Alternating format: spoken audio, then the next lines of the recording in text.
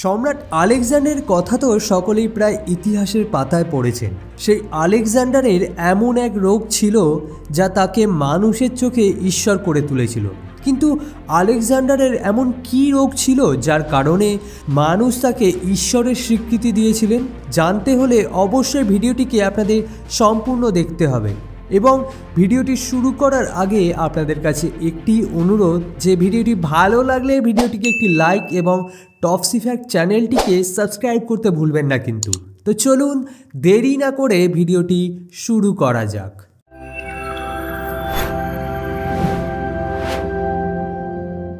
বিশ্ব ইতিহাসে যে কয়েকজন সম্রাট চিরস্মরণীয় হয়ে রয়েছে তাদের মধ্যে একজন অবশ্যই তৃতীয় আলেকজান্ডার, যিনি আলেকজান্ডার দ্য গ্রেট হিসাবে পরিচিত।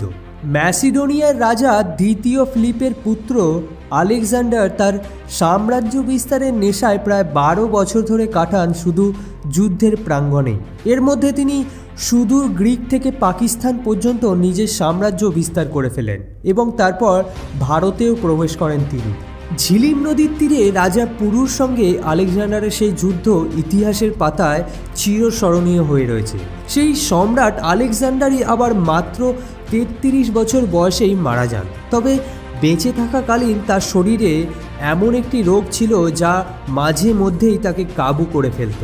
আপনাদের বলে দিই, আলেকজান্ডার মাঝে মধ্যেই মৃগী রোগে আক্রান্ত হতেন, আর তিনি যে কখন মৃগী রোগে আক্রান্ত হবেন তা বোঝা বড় কঠিন ছিল।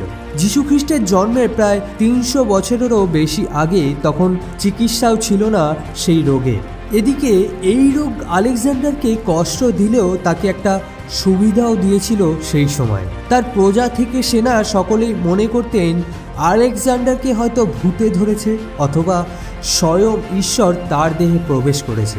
ফলে আলেকজান্ডার মৃগী রোগে আক্রান্ত হলে তাকে ঈশ্বরের দূত হিসাবে মনে করতেন তার সেনা এবং প্রজারা। অন্যদিকে মৃগী রোগকে তখন পবিত্র রোগ হিসাবে মনে করতেন সকলে, কারণ মৃগী রোগকে দেখে তারা মনে করতেন তার উপর ভর হয়েছে দেবতাদের। আলেকজান্ডার বিশ্ব ইতিহাসে এমন এক অমলিন অধ্যায় যা চিরকাল বেঁচে থাকবে তার বীরত্বের গাথা নিয়ে।